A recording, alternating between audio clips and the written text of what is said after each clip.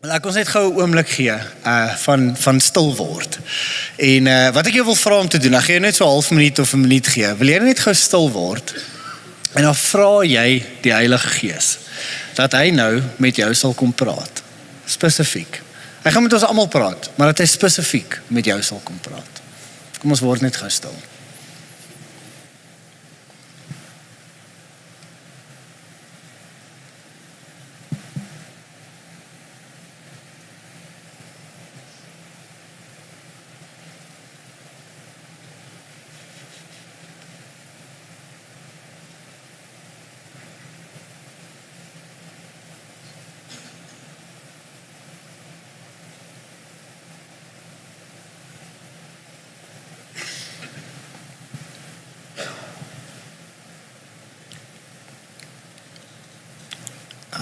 Dankie. Nou die Victoria Valle in Zimbabwe, of hy lê op die grens van Zimbabwe en Zambië, en dis 'n waterval wat uitvloei uit die Zambesi rivier, wat 'n baie groot rivier is met baie water. Nou die Victoria Valle is die grootste gordyn water in die wêreld. Hy's nie net 100 meter hoog nie, maar hy's 1.7 kilometer wyd. Dink gou daaraan vir 'n oomblik. 1.7 kilometer wyd, hierdie gordyn van water wat val. Nou, die plaaslike naam wat die Victoria Valle het, is Mossi Oatunya. En dit is, die naam beteken the smoke that thunders. Want myle weg, as jy aangery kom op pad na Victoria Valle, dan sien jy hierdie wolk wat so lê op die aarde. Nou daai wolk is eintlik mis, want soos wat hierdie 1.7 kilometer wye water van die Zambesi rivier op die grond neerval, oor die waterval, is daar hierdie mis wat dit veroorsaak, hierdie wolk rondom die Victoria Valle. En so nou wat ek jou vertel het van die Victoria Valle, waar hy is, hoe groot hy is, nou hoef jy nooit daartoe te gaan nie, want jy het al die inligting wat jy nodig het, nee. En ek het vir jou foto gewys. Het ons die foto gewys? Ek weet nie of dit is foto. Daar is die foto. Nou hoef jy nie self te gaan nie, nee. Want jy het mos nou die inligting. Wat meer soek jy? Jy sien, daar is 'n verskil tussen om iets te weet en om iets te beleef. Daar is 'n groot verskil. Jy weet seker nou waartoe gaan hierdie preek, nee. Baie eenvoudige preke wat ek het gewoon. So, 'n bietjie meer as 10 jaar terug, en jy sal gou sien op die volgende foto, hoekom dit meer as 10 jaar terug is.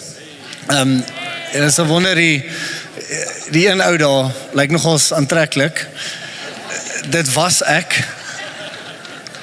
Maar nou het ek 4 kinders, en dit verander jou so bietjie. Maar ja, so ek weet nie of het 12 jaar terug of so was ek en my goeie vriend Darren, ons was op 'n mission trip in Zimbabwe, en ons het spesifiek in Harare gewees vir 'n hele rukkie, en saam met die kerk, 'n hele groep jong mense wat saam met ons gegaan het, en toe die uitreik klaar was, ek en Darren het uitreik gelei, toe het ek, albei ons vrouens, Darren of Karin en Rochelle, het deurgevlieg, hulle was 'n paar dae saam met ons, toe besluit ons gaan 'n bietjie op 'n trip, ons gaan lank pad terugry van Harare af, so ons gaan by die Vic Falls verbyry, deur die Caprivi, deur Namibië, om Swakopmund terug Bloemfontein toe, dis regtig 'n lang pad, met 'n polo, wat ons gedoen het, maar toe het ons besluit, ons gaan Vic Falls doen, en ek onthou, toe ons so aangestap kom, toe stap ons met ons plakkies en ons kortklere, en al die locals wat daar is, die mense wat daar werk, sê vir ons, wil jy 'n poncho koop? Nou, dis hierdie reënjassie, is jy ernstig? Het jy gesien hoe skyn die son? 'n bietjie mis. Wie is bang vir 'n bietjie mis, nee? En nou is daar natuurlik vrek baie Asiërs daar met hulle kameras. Weet nie, hulle toeriste oralste oor die wêreld. En hulle is daar besig met hulle ponchos, en dan klomp Americans met hulle ponchos, maar ek verwag dit, want hulle is sag. Hulle is nie van Suid-Afrika nie. Ek en my vriend sê toe nog ewe vir die mense, moenie worry nie. Ons is van Suid-Afrika. Ons kan dit vat, ons is nie Amerikaners of Asiërs nie, ons het nie 'n reënjassie nodig nie. En ons daai foto wat ek daar vir julle wys, dit was ons eerste foto. Toe staan ons daar en daar's so ligte sproei, en ons giggel die hele tyd vir hierdie mense met hulle ponchos. So sê, hoe sag is hierdie mense? Kom ek wys vir die tweede foto. Nou toe ons daar voor staan, in die begin is dit baie oulik, en dit is nie eintlik mis nie. Jy staan voor die valle, dit voel soos reën. wat op jou stort. In die begin is dit oulik, en hoe nader jy staan, so elke nou en dan, so 'n halwe minuut, dan kom maar so, amper soos 'n gloed, maar dit is asof jy gestort word, maar nie stort water van bo af nie, dit kom van vooraf, inteendeel, dit kom van onderaf. Dan maak dit jou papnat. So ewesklik, ons staan daar en denk, hierdie is amazing, en ons begin so, dit is lekker. En toe so oomblikke nader, begin ons fone weg te pak, kameras, want ons besef, hierdie goed, hier is nou skade. En seker 3 minute later is, en ek jok nie, my onderbroek is papnat. Ek is oralste, deurdrenk met water. En toe, na so rukkie, toe is dit ook bietjie minder snaaks, toe begin ek so te bewe. Want toe raak het koud. Laat ons letterlik daarvan af stap, ek en Darren kon daarom ons hemp uittrek, gaan sit daar in die son, dat ons net warmer kry. Jy sit en jy bewe. Dis wat 'n belewenis is. Ek weet nie net feite van die Victoria Falle nie. Ek het dit beleef self. Nou, hier is die groot vraag, julle weet waartoe gaan hierdie preek. Daar's 'n verskil tussen om inligting te hê oor die Here en om hom te ken. Daar's 'n verskil. En waar ons preek, eintlik hierdie reeks waarmee ons besig is, gaan oor die skrif. Ons is in ons selgroep ook besig om 'n kursus te doen oor hoe lees ek my Bybel. Maar dit is so belangrik dat jy hierdie verstaan. Die manier hoe ons soms kyk na die Bybel, is asof dit 'n boek is wat vir ons inligting gee. Dit is soveel meer. Dis is om vir julle te sê, nee, dis hoe groot die Week Falls is nou, weet jy alles. Jy lees nie jou Bybel om inligting te kry, of kennis op te doen nie. Jy lees dit om te ontmoet met die Here. Jy lees dit om te ontmoet met die Here. Jy sien die Bybel, ek het 2 weke terug ook vir julle gesê, in Engels gaan sê, the Bible is a means to an end. It's not the end goal. Dit kry jy net iewers. Dis is om te ry en jy sien daar's 'n bordjie wat sê Bloemfontein 100 km. Dit wys vir jou na waartoe jy wil gaan eintlik. Jy stop nie as jy die bordjie kry wat sien 100 km Bloemfontein, dan stop jy, ons is hier. Jy is nog nie daar nie. Die Bybel is a means to an end. Die Here, He is the end. Dis om hom te ken. Ek gaan vir julle wys, daar's 'n gedeelte wat Jesus praat met die fariseërs, en hierdie is eintlik maar die fariseër gees. Die fariseër gees, as jy meer behep is met die woorde wat hier instaan, maar jy vergeet van die Here na wie toe dit wys. Jy dra nie die hart, die liefde, die hart van wie God is, maar jy ken die woordjies wat hier binne staan. Weet jy wat noem jy dit? 'n Fariseër. Ons het vandag nog fariseërs. Nou, Johannes 5 is besig, Jesus besig om met hulle te praat met die fariseërs, dan sê hulle maar, die woord. En ons het 2 weke terug gepraat ook van die woord van God is 'n persoon, sy naam is Jesus, hy het 'n gesig, is Jesus self. Hy sê die woord is nie in julle nie. En dan sê hy in vers 39 Johannes 5, julle ondersoek die skrif, omdat julle dink dat julle die ewige lewe daarin kan kry. In kennis of in inligting. En dit is juis die skrif, wat oor my getuig, sê hy vir hulle.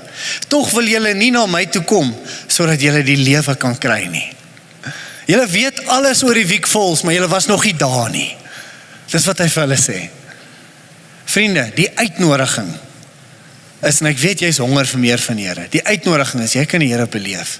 En weet jy wat is die wonderwerk, van wat die Heilige Gees reg gekry het met hierdie boek wat saamgestel is? Weet jy wat is die wonderwerk? Is jy vat hom huis toe saam met jou.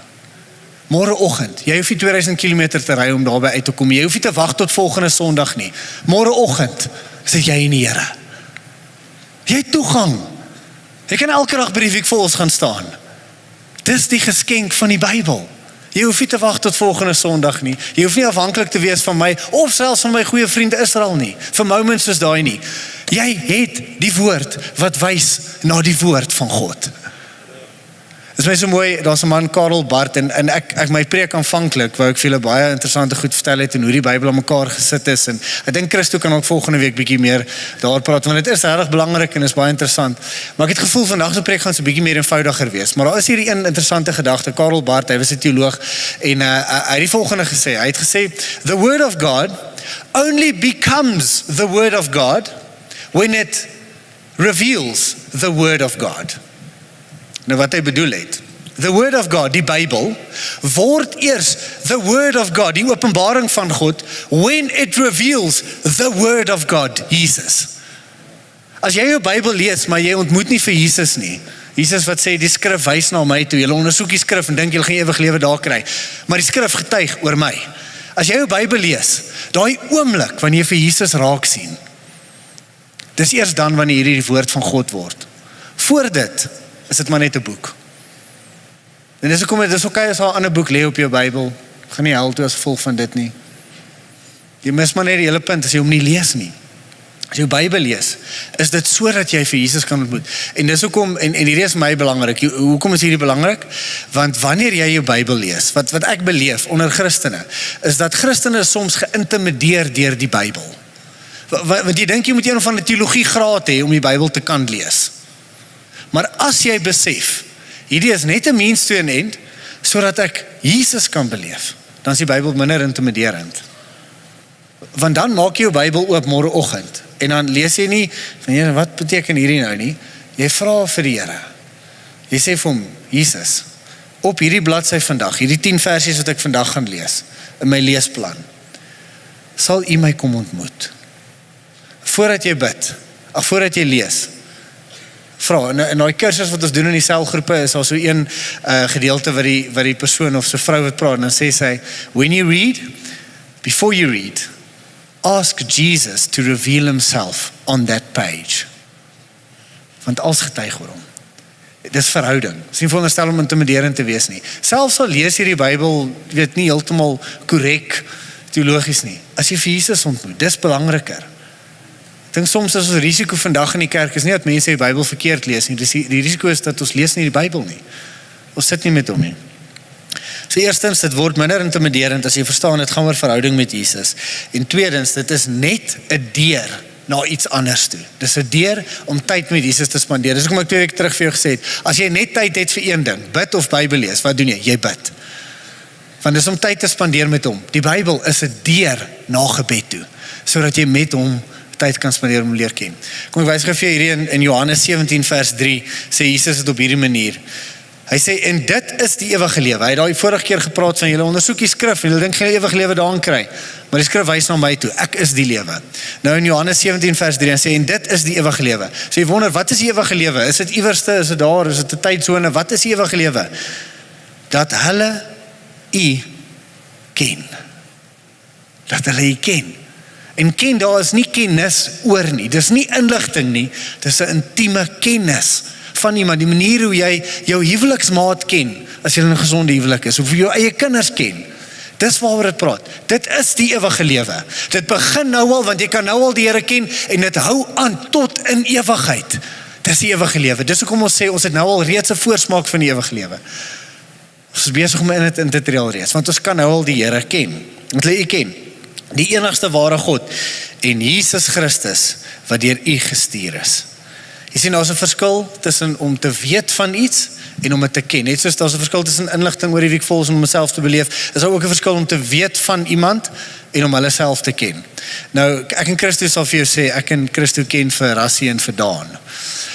Want so 2 weke terug is ek en Christo baie bevoorreg, ons is in Doxadeo, is ons 'n familie, en dit is vir ons so lekker dat ons werk saam met ander kerkleiers, en ons was Kaap toe gewees vir 'n wegbreek, 'n sone wegbreek, so saam met 'n paar van die gemeentes in die Kaap, en saam met Dani Rood is ons in 'n sone, en ons kry baie goeie mentorskap daar, en broederskap, en jy weet, deel bietjie ons laste saam, as 'n groep kerkleiers, en ons is toe nou op die vliegtuig op pad Kaap toe, en toe op die lughawe, toe sien ons vir Rassie, en vir Daan. As jy weet wie's Daan nie, dan kyk, ken jy nie rugby nie. Maar hy's die eintlik 'n belangrike een, want hy's die scrum coach van die bokke, Dani man, né? Dis maar wat die bokke doen, goeie planne en scrum. Dis wat ons doen, né? Dis Rassie en scrum. Nou toe vra ons obviously vir Daan en vir Rassie, kan ons asseblief 'n foto neem? Nou ek hou van rugby, ek weet baie van hulle. Ek weet baie meer van Rassie en van Daan as wat hulle van my weet, obviously. Ek ken hulle storie, ek het al stories gehoor, ek geniet daai stories oor hulle. Maar as jy hulle vra, ken hulle vir Abel, dan gaan hulle vir jou sê, nee, sorry.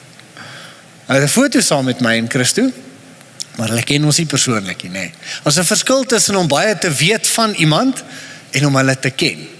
Net gou vinnige storie, maar toe ek by die huis kom, ek vertel vir Karin, en ek sê, o ja, en Christo het vir Rassie gevra om sy rugbybal te teken. En Karin kyk my, sy sê, soos Christo, hoekom het hy 'n rugbybal saam met hom? Toe besef ek vir die eerste keer, ons was Kaap toe, saam met kerkleiers, maar Christo het 'n rugbybal saamgevat.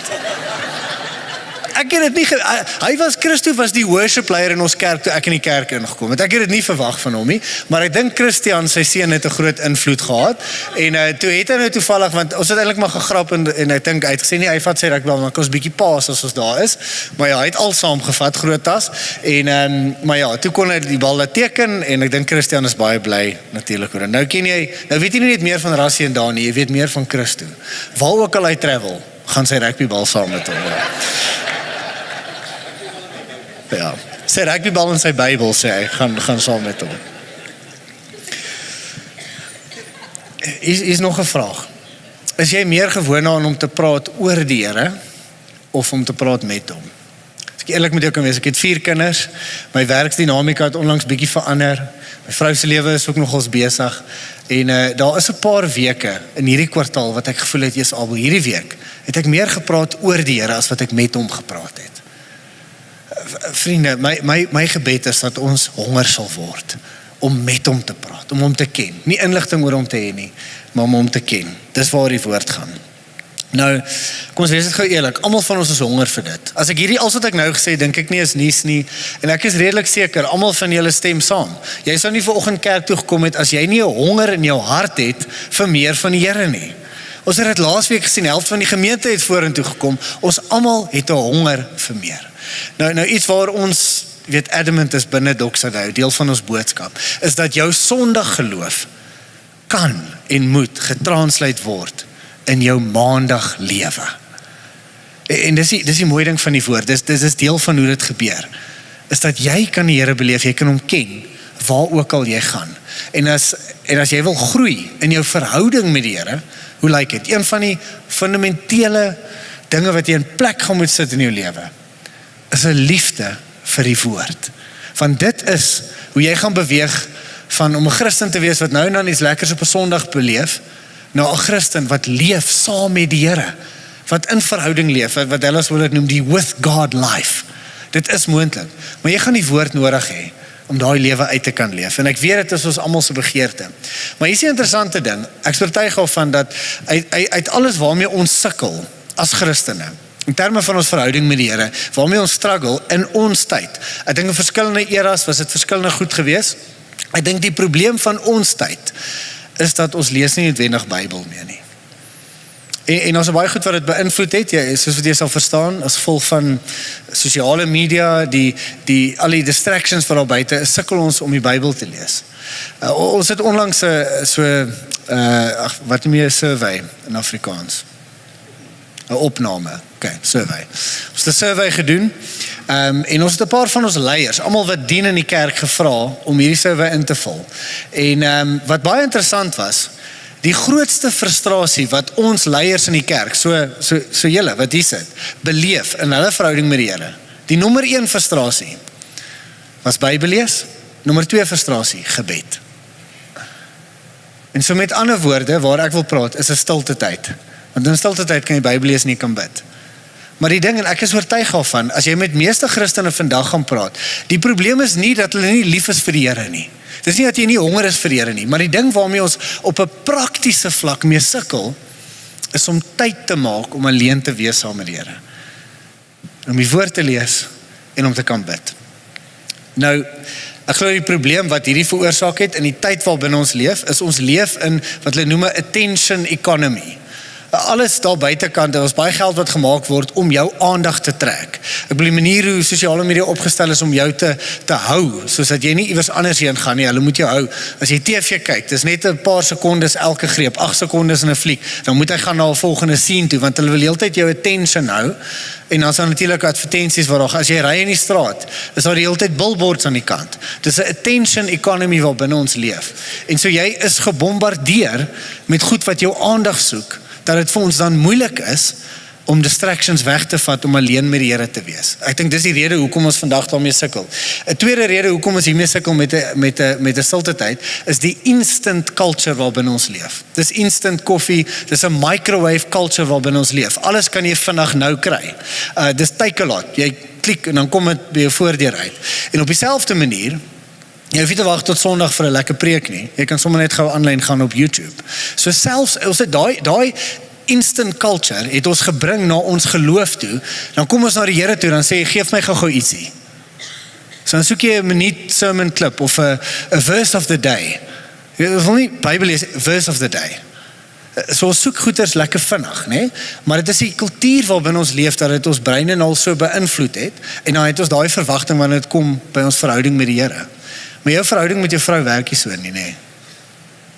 Dis 'n regte verhouding. Dis so ook met die Here. Dis nie net gou 'n paar feite, gee my gou 'n paar feite, geef my 'n God hit, dat ek net kan aangaan vir die dag.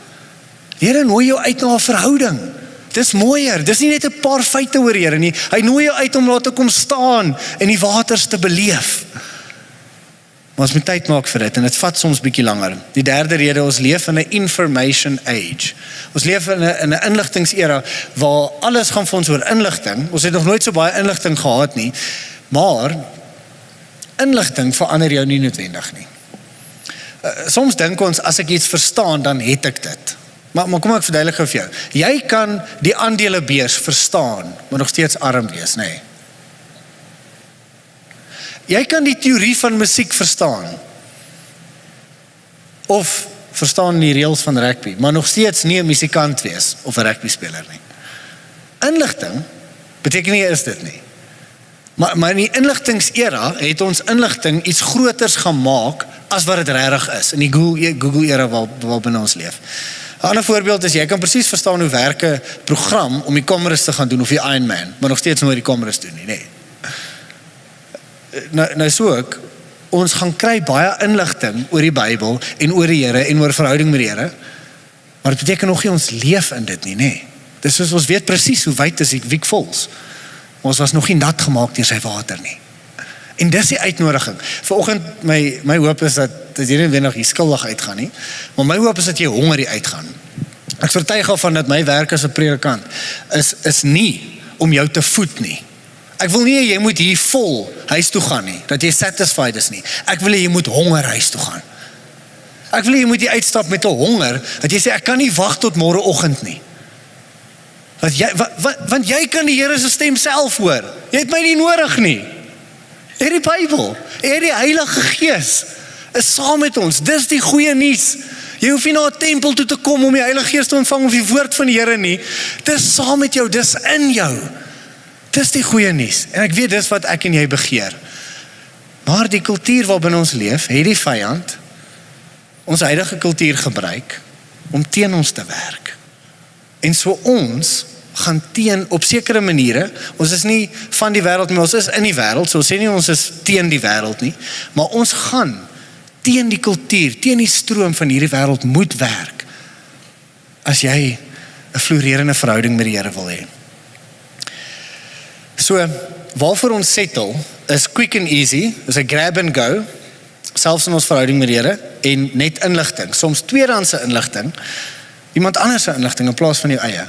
Net gou 'n vinnige beeld. Dit is byvoorbeeld soos om by 'n tafel verby te stap. Imagine gou die tafel en Jesus sit aan die tafel en dis 'n fine dining experience, 5-gang maaltyd. Dis 'n spread, alles wat jy wil hê. Dis nie beef or chicken nie, dis beef and chicken. Dis die wêreld waarbinne ek wil leef. Nie beef or chicken nie, beef and chicken. Come on. En jy stap al verby en Jesus sê vir jou, hy trek vir jou stoel uit. Hy sê, kom sit my dogter. Kom sit my seun, kom sit hierso. Kom eet, kom feast. En dan stap ons verby. Dan sê ons, nee, gee my net gou ietsie vir die pad. Net gou 'n grab and go. Geef my net 'n wrap. En dan vat jy jou wrap en dan gaan eet jy hom in die kar. Die Here nooi jou uit. Hy sê, kom sit. Sê net gou nee vir iets anders. En dis waar ons probleem is, ons sukkel met dissipline. Dissipline is bloot, is nie 'n negatiewe woord nie, dissipline is bloot, ek sê nee vir iets sodat ek kan ja sê vir iets anders. Want jy kan nie ja sê vir alles nie. En so sê net gou nee vir iets anders, sodat jy ja sê om aan die tafel te sit. So ons leef in 'n grab and go, gee my net gou 'n verse of the day, en dis hoekom julle my nie verkeerd hoor nie, ek is nie teen, sê maar YouVersion of fone, al daai goed nie. Dis beautiful, ons kan dit gebruik vir die koninkryk. Maar wees net waaksaam, dit kan die teenoorgestelde doen as wat jy wil hê dit moet doen. Om op jou foon die hele tyd te wees vir YouVersion of op YouTube, om goedjies te kry vinnig daarso, openbarings, kan eintlik die teenoorgestelde doen. Maak jou afhanklik van iemand anders inligting in plaas van om self te gaan sit. En so dis 'n grab and go waarvoor ons settle. Die tweede ding wat ons doen, en hierdie is dalk 'n bietjie vivid, ek's baie jammer, maar dis soms asof ons settle vir iemand anderste se inligting. En so ons stap verby hierdie tafel, en dis eintlik asof ons iemand anders op die skouer klop en sê, kan ek gou daai kos wat jy klaar gekou het, daai kos wat jy besig is om te kou, kan jy asseblief dit vir my uitspoeg en vir my gee, want ek wil graag dit hê. Jesus sê, my seun, kom sit. Ek het jou eie bord vir jou. Ek wil met jou praat. My werk is nie vir jou kos te gee nie. Ek wil jou honger maak. Jy het jou eie kos wat jy kan gaan haal. Nou natuurlik, ek verstaan, dis meer as dit. Ons help mekaar met openbaring en ons moet getuig en al die goeders help ons, maar dit moet ons help sodat jy self kan gaan sit en gaan feast saam met die Here. Hou op ander ouens net nie weet aanhang en AI video's op YouTube kyk, as jy die lewende woord van God het. Gaan sit self. Het gaan soms bietjie langer vat. Nou, wat mis ons in ons kultuur? Ek glo die groot ding is dissipline. Daar's 3 goed wat belangrik is vir jou disipelskap, jou formasie, jou verhouding met die Here. Gelukkig is daar 3 goed wat baie belangrik is. En die eerste een is inligting. Dis renewing the mind. Be transformed by the renewing of the mind. En so dit is om te luister vandag na teaching. So ek sê nou nie, jy moet nie volgende week kom luister na preek ons nie. Dis belangrik, dis goed vir jou. En ons sien dit in die kerk in Handelinge. En so dis die apostles teachings. En die apostles teachings is neergeskryf, is die Nuwe Testament. Hulle was eyewitnesses. En so ons lees dit en ons leer dit vir mekaar, en so inligting is goed, en ons klomp van julle wat ons CCEP kursus doen, wat verskriklik goed is om daai inligting te kry, en dit is belangrik, maar in die information age, dink ek, het ons amper te veel net daarop gefokus. So dit is belangrik, het bly belangrik, maar daar's 2 ander goed wat ook belangrik is. Die tweede een is dissiplines. Dis om dit te leef in jou lewe in. Jy kan dit nie net verstaan nie, we have to go live it. En dit noem ons geestelike dissiplines, of geestelike gewoontes. En dokter, soms praat ons van rhythms of grace. Dis ritmes vir genade wat jy in plek stel in jou lewe. En hierdie ritmes kan byvoorbeeld wees om 'n Sabbat te vat, om in 'n kerkgemeenskap te wees, om in 'n selgroep te wees, om maandeliks te gee. Dis 'n ritme wat ons in plek stel, om Bybel te lees, om te bid, om te vas van tyd tot tyd. Daai ritmes wat Christen het, wat ek nie geleer is vandat ons klein is in die kerk, my pa het my geldjie gee, in die aande het ons saam huisgodsdienst gehou. Dis ritmes wat hy my geleer het, daai is nie verkeerd nie, dis goeie ritmes. Waaroor gaan daai ritmes? Is dit wetties? Nee. Daai ritmes herinner my van die genade waaronder ek is. En so dis kom ons praat van ritmes vir genade, of ritmes van genade, dit herinner ons van die genade waaronder ons leef, of verhoudingsritmes. Ek en jy het ritmes soos dit, as jy getroud is en jy het 'n vrou, dan het jy gewoonlik, of jy het 'n man, dan het jy 'n date night. Jy het ritmes, en dit is, as jy dit nie het nie, maak seker jy sit 'n date night ritme in plek. Vir my en my vrou, 'n Vrydag aand, dan eet ons ietsie lekkers, kinders in die bed, dan gooi ons 'n glasie wyn. En dis wat ons doen op Vrydaande. Ons het date night op Vrydaande. En so dis ritmes. Nou so ook met die Here. Het jy net inligting nodig, jy het jou eie ritmes vir verhouding nodig. Die derde een, miskien nou daar praat nie, is eintlik dan die gemeenskap van gelowiges. Jy word soos die mense met wie jy tyd spandeer. En so daai 3 goed is belangrik. En in verskillende eras, dink ek was daar seker is wat die kerk meer moes gefokus op. Die era waarbinne ons leef. Die een wat ons verloor het, is nie inligting of noodwendig gemeenskap van gelowiges nie, want hier sit ons. Die een wat ons verloor het, is daai dissiplines. Is om nee te sê vir ander goed in die lewe, sodat ons ja sê vir gesonde ritmes, om tyd te spandeer saam met die Here. Nou, ek gaan nou meer daar sê nie, of dalk net gou een voorbeeld, net gou nog 'n gepraat van 'n date night, maar imagine gou, die manier hoe jy jou godsdienst benader soms, en hier, ek weet ek praat mos nou nie met almal nie, maar ek dink wat 'n gewoonte is vandag, is om jou godsdienst te benader op 'n YouTube reel, of 'n social media snippet, of 'n verse of the day. Imagine jy benader jou verhouding met jou vrou op dieselfde manier. Imagine die oggende, voordat jy uitgaan, maak jy kinders gereed vir skool of wat ook al, in plaas van om haar te soen en te sê sterkte vir jou dag, dan gaan kyk jy gou op jou foon vir 'n paar feite oor jou vrou. Sy's soveel kilogram, sy so lank, sy kleur van haar oë, okay, nee, ek het inligting oor haar, en dan gaan jy. In die dag, wanneer jy dink aan haar, in plaas van om haar gou te bel, dan gaan jy gou weer na jou foon toe. en jy gaan soek gou inligting oor haar. Of in die aand, as jy haar nou nag sê, kinders is in die bed, in plaas van om haar ordentlik nag te soen, dan bel jy gou haar vriendin en sê, vertel my net gou 'n bietjie van Karin. Gee gou vir my 'n bietjie inligting oor Karin. Wat dink jy van Karin? In plaas van homself net met haar te engage, nee. Dis soms die manier hoe ons godsdienst benader, want ons het begin dink, dis inligting. Dis 'n regte verhouding. Dis die verhouding wat jy met jou vrou het. Dis die verhouding wat jy met die Here kan hê.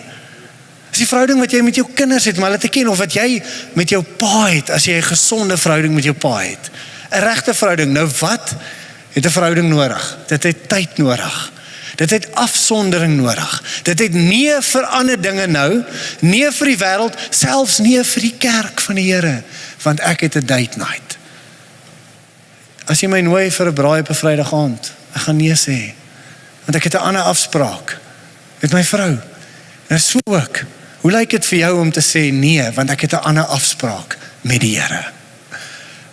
Net gou, bietjie aan die einde, net gou 'n paar versies, wil gou vir jou wys, iets uit Jesus se lewe, en na dit gaan ons klaar wees.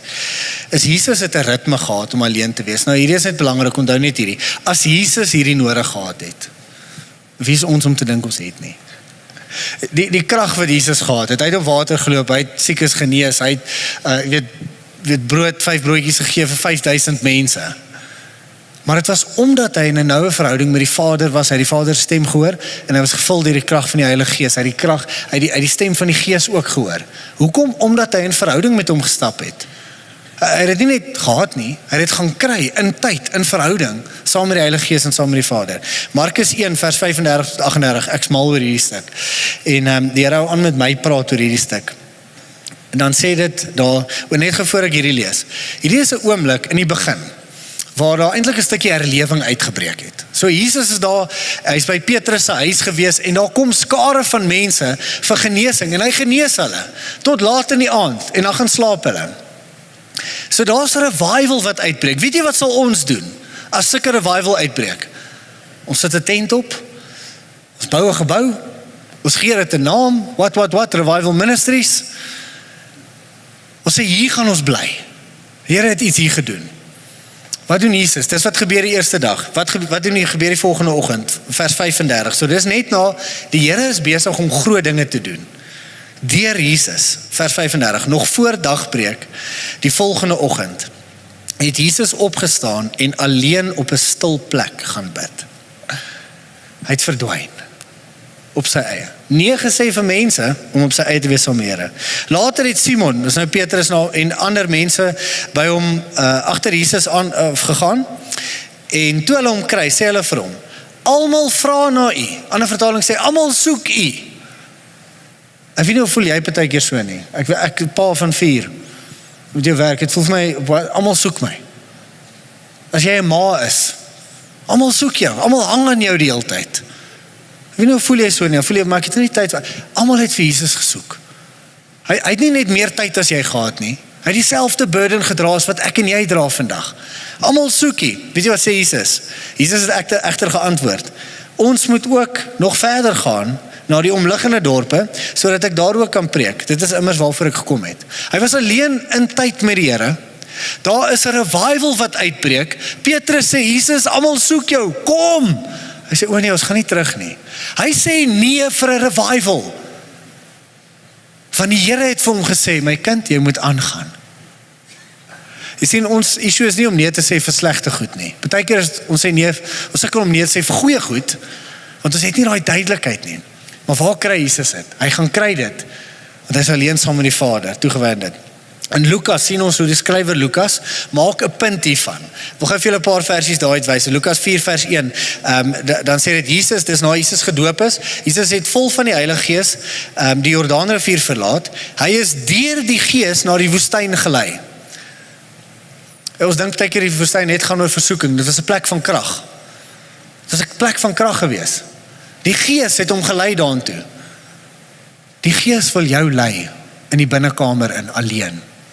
Die Gees wil jou weggelei van jou familie en vriende, partykeer, sodat jy alleen saam met hom kan wees, in die wildernis in.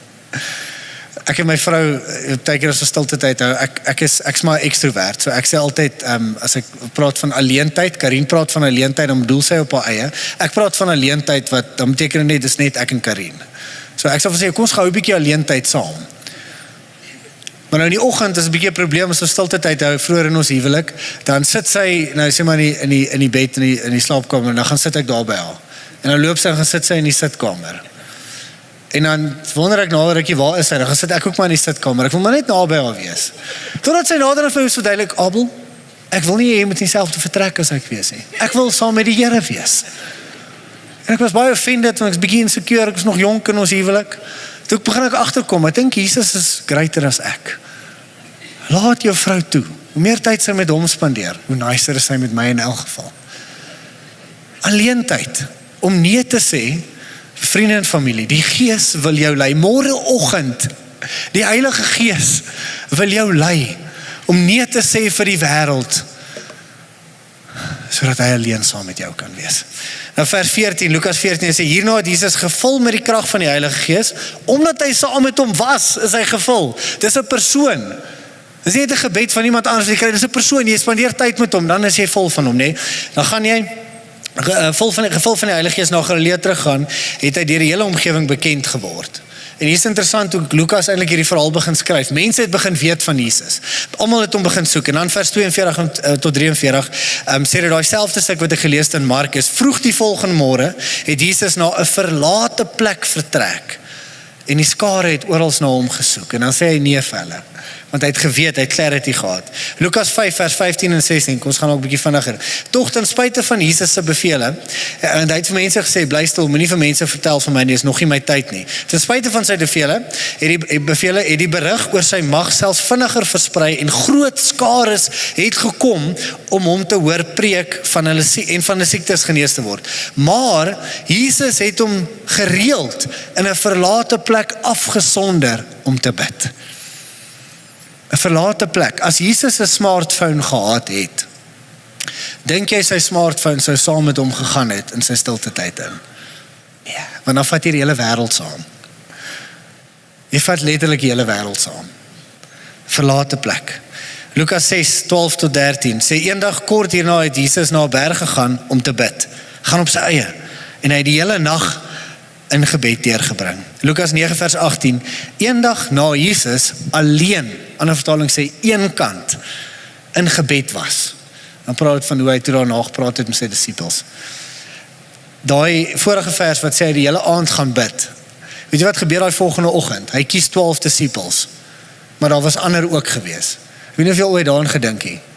Daar was disippels wat hy nie gekies het nie.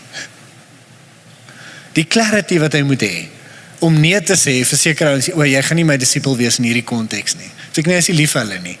Maar hy kon nee sê vir goeie goed. Ek deel dit met julle, want die Here praat met my daaroor. Voel my ek raak betrokke in elke goeie ding. As moet ek nie alleen sit by die Here en sê, maar wat wil jy regtig hê? Wat is die nee wat ek moet gee, sodat ek 'n ja kan gee vir die groter ding? En dan laaste in Lukas 11 vers 1. Jaco, julle is welkom om vorentoe te kom. Dis afsluit. Eenmaal was Jesus ergens besig om te bid. En toe hy klaar was, het een van sy disippels na hom gekom en gesê, Here, leer ons om te bid. Leer ons om te bid. Hierdie en dan het hulle geleer, ons ken die storie.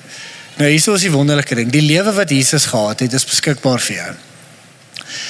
Jy kan nie die krag van die Gees hê, sonder om die gewoontes van Jesus te hê ook nie. Jy kan nie nooit tyd spandeer saam met die Heilige Gees en verwag, jy gaan die goeders doen of op water gaan loop nie. Jy kan nie daai clarity van die Vader hê, as jy nooit tyd spandeer saam met die Vader, soos Jesus het nie.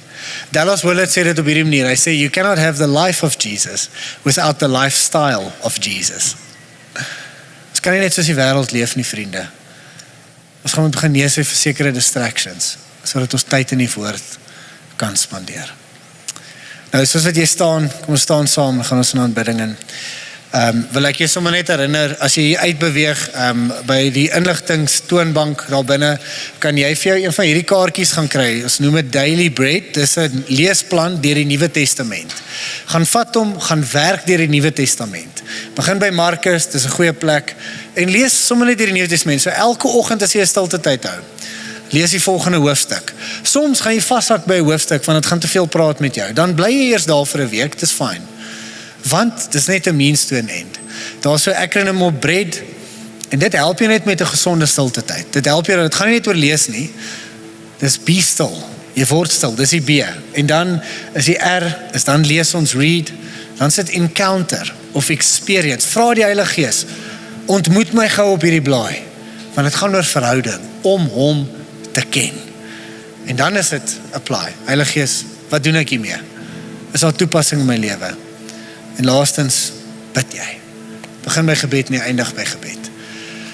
Here Jesus, ek bid dat hierdie gemeente sal groei in ons gewoontes saam met U. Dat ons spasie sal maak om tyd met U te spandeer. Net soos wat U gedoen het met die Vader en die Gees, Jesus. Ons wil dieselfde lewe leef. Wys ons binne ons kulturele konteks waar binne ons leef. Hoe lyk dit om 'n disipel van Jesus te wees? Hoe lyk dit om soos U te leef, Jesus? Wys ons waar is die distractions en help ons, geef ons die wysheid. U weet, is deel van my gebed, net met verandering in my lewe onlangs, en die baie kinders, waarvoor ek so dankbaar is. Help my met daai wysheid, Here, vir gesonde ritmes. En dankie dat U nie net met ons praat wanneer ons in die binnekamer is nie. U is heeldag saam met ons. Maar Here, ons is lief vir U. Ons soek daai date nights. Ons soek daai alleentyd. Ons weet U is altyd saam met ons. Maar ons soek daai tye saam met U, Here. Mag ons groei in dit, in Jesus naam.